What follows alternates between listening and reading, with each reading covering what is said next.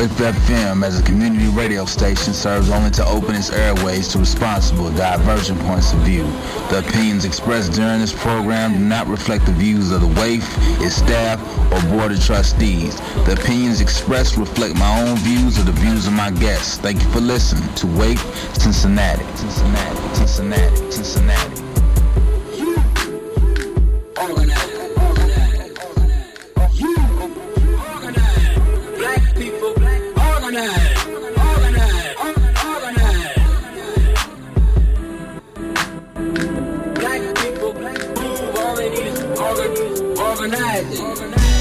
Look, Mac, just what's going on around here? Let's get organized. You're tuned in to 88.3 FM, The Race. Today, you're listening to the Sisterhood Show from 5 to 6 p.m. But guess what? It's First Friday, Star Radio. Students Together Against Racism will be bringing to you dialogue, conversation, and good music. So stay tuned in and build that bridge over to Northern Kentucky University, where we'll be talking to issues that concern you today. So step up, turn up the volume, and don't move away from that phone, because we want to hear what you got to say today. 88.3 FM, Star Radio. Your time will come. You will face the same evil, and you will defeat it.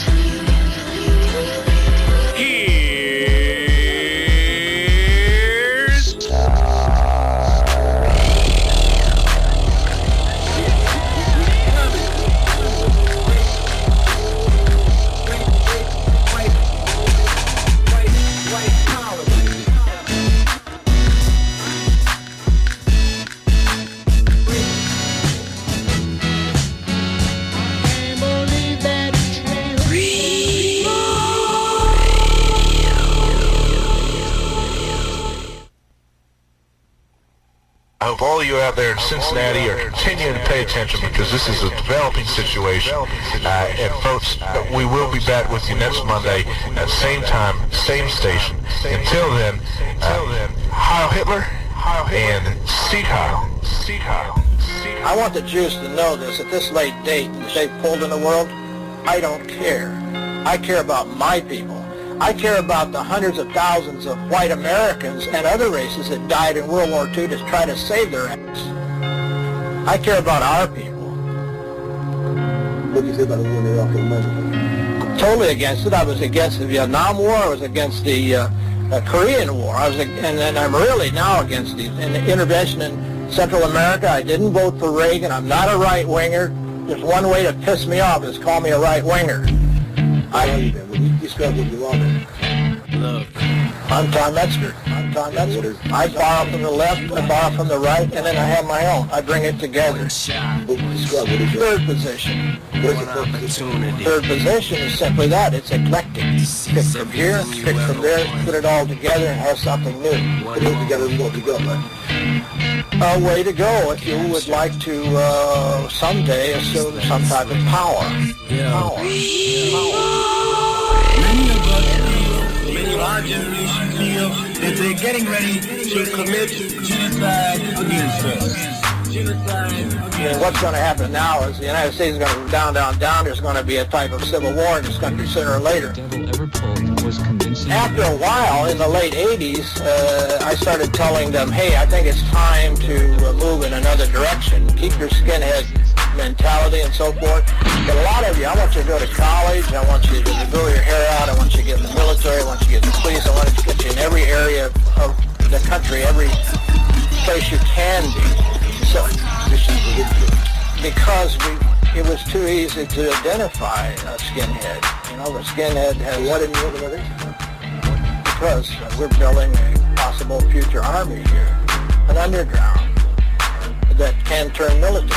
At some point. So using the police force and the army as a training ground. Sure. Been doing it unapologetically for a long time. And the Gulf War, I was getting cell phone calls from the front lines, and guys telling me what's going on. I probably knew more really what was going on than some of the generals. Racism is alive and well, growing. was produced.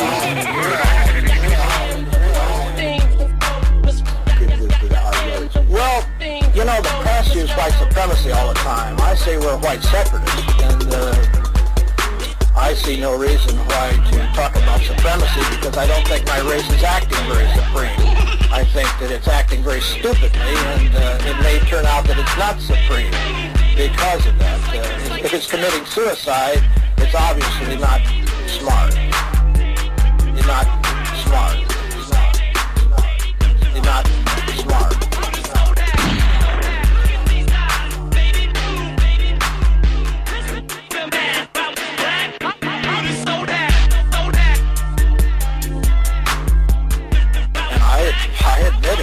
I hate the leadership of this country. I hate the Republican Party. I hate the Democrat Party. I hate most of the news media. I hate all those people. Hell, you'd have every television CEO in prison if you went by that, because there's 100 times more violence on television and even racial violence that's depicted that could promote that. I mean, you get more racism on the TV in the evening on the crime shows than you could ever get from people like me.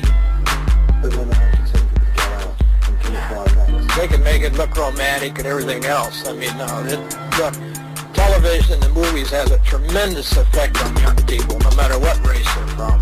And it has a tremendous effect on how violent they are. But because they make so much money, they keep doing it. They continue to do it. So a lot of these ideas, they're not coming from me. They're coming from regular television. Regular television. It's not slowing down. And as we continue to grow, you're going to see more and more of these events out there.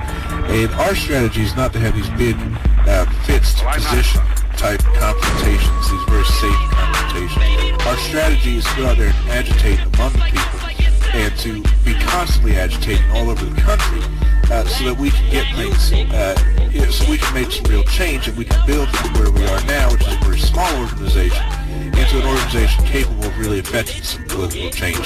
I've been successful. Like I said, in the late 80s, I told them to start moving underground, start becoming more covert, quit being so obvious. I said, now I know a certain segment of you are going to continue being straight skinheads. You love it, it's your life, you like all the tattoos and everything, but you can't operate as an effective lone wolf insurgent when you got tattoos all over you and you go around shaving your head and like that. I said, I want you to, go at periscope depth. Get into the system. We can't change the system unless we get into the system. And so a lot of them have listened to me, and a lot of them I said, don't go to meetings, and don't get membership cards, don't join any of these membership organizations, and they're listening. And it's driving the federal people crazy. I'll tell you this, I walked into a NAACP meeting by myself with a sign calling for segregation, a meeting that was held on the fringes of one of our worse black ghettos than the one I own. I buy crack houses for a living, and I clear the occupants, both white and black, out of it, and I make them respectable housing. Black race, the Mexicans, we're all jockeying for power, and the white leadership's giving this power away and giving these non-whites giving them a lot, but they're not satisfied with that. Sooner or later, all these factions are going to be against the government. And I can tell the government right now, if Louis Farrakhan came to me and said, hey, could we agree not to disagree until we get these guys up there, I'd say, shake my hand. I sure as hell would. If you're in the Cincinnati area and you want to participate in this demonstration,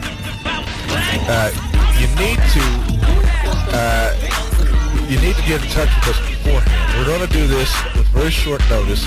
We're only going to do this with people that we feel comfortable doing it with, and we're going to go out there without anybody knowing, and we're going to hold this demonstration because, frankly, I'm tired of dealing with these idiots. Music has always been a great propaganda tool, and anybody they'd be foolish not to use it. The integrationists use it. It's on their TV 24 hours a day. Hitler used it very effectively, and so every group has always used music. Even the Army's got their band. Music used to get my stuff, my wealth. Many of us feel, many of our generation feel that they're getting ready to commit genocide against us.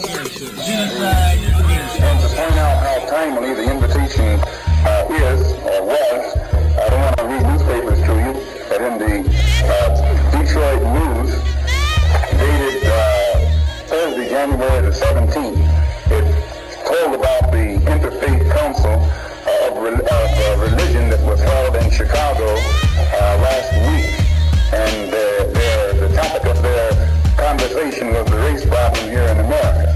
And it pointed out that all of the time that they spent and money that they spent, actually they didn't get to the meat of the issue.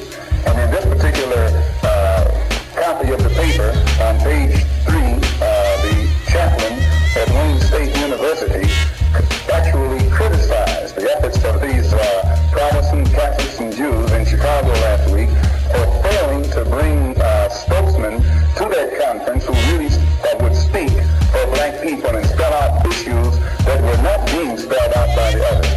And I just want to read a recommendation that he made. Mr. Boyd believes that the conference might have accomplished much good if the speakers had included a white supremacist and a Negro race leader, preferably a top man in the American Black Muslim movement. He said that a debate between them would undoubtedly be bitter, but it would accomplish one thing. It would get some of the real issues out into the open. And I think that the man is right. Most of the so-called Negroes that you listen to on the race problem usually don't represent any following of black people. Usually they are Negroes who have been put in that position by the white man himself. And when they speak, they're not speaking for black people. They're saying exactly what they know the white man who put them in that position wants to hear them say. So again, I think that it was very progressive and objective on the part of these two sponsoring groups to give us an opportunity to tell you how black people really think and how black people really feel and how dissatisfied black people have become, increasingly so, with the conditions that our people find ourselves in here in this country. In any race of people, the most instinctively revolutionary people is the youth, because the youth is always willing to act. In anybody's race. This is the WAIF 88.3 FM Cincinnati, and you're listening to Star/Revol-Radio. We are the new flavor to your programming, and we'll be bringing to you the aura of the hip-hop generation every first Fridays of the month at 5 p.m. to 6 p.m. on WAIF 88.3 FM Cincinnati, which is your true stepchild radio.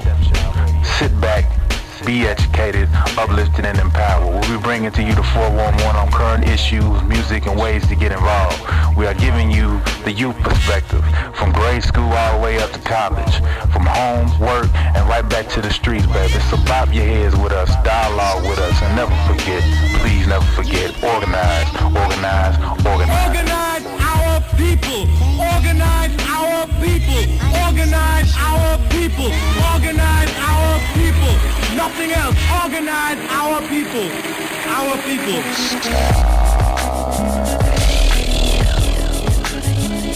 What's good, Cincinnati? Revol-Radio is back in the spot.